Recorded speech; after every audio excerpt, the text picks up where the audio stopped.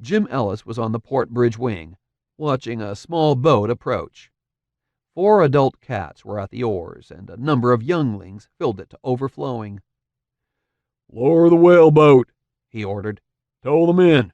We don't have all day." Shortly, both boats were alongside, and willing hands helped the younglings to the deck. One of the adults raced to the bridge, accompanied by Lieutenant Steele. "What's up, Frankie?" Jim asked when they arrived.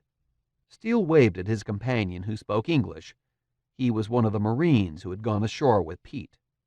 "Capitan Ellis, General Alden sends his compliments. Our scout saw your approach and reported your presence." "What's the situation?" "Complicated and desperate," the cat conceded, but there was pride in his tone. "Generals Alden and Fask defeated a large enemy force advancing from the city, but we took many casualties. They then turned on the force those ships landed," he gestured at the burning wreck, "and struck their left flank, cutting a gap to this beach. Even now Queen Maran leads the wounded and non-combatants here. We have the boats of the Grik landing force, but if you can tow them out as you did us, it would help." Ellis nodded. "Of course, but what of General Alden?" "His force now numbers little more than 100. He is rolling up the enemy flank, a tactic that has worked very well, but he is significantly outnumbered. When the enemy stiffens its spine, he will try to hold them long enough to complete the Queen's evacuation. The difficulty is, besides the numbers before him, it would seem the force approaching from the city has been reconstituted and reinforced. It will soon flank him in turn."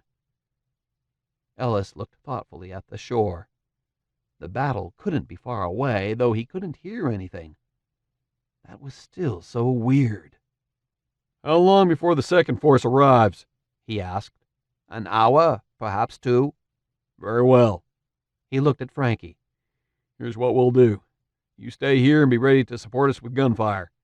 Steele tried to protest, but Ellis continued talking. "Keep an eye out for more ships, too.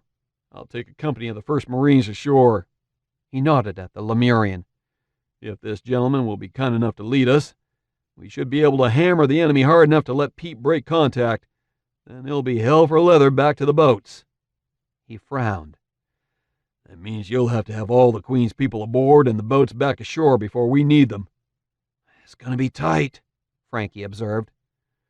"Sure, but—" Jim's eyes got a far-away, haunted look. "It'll give us and my hand a chance to do something right for a change."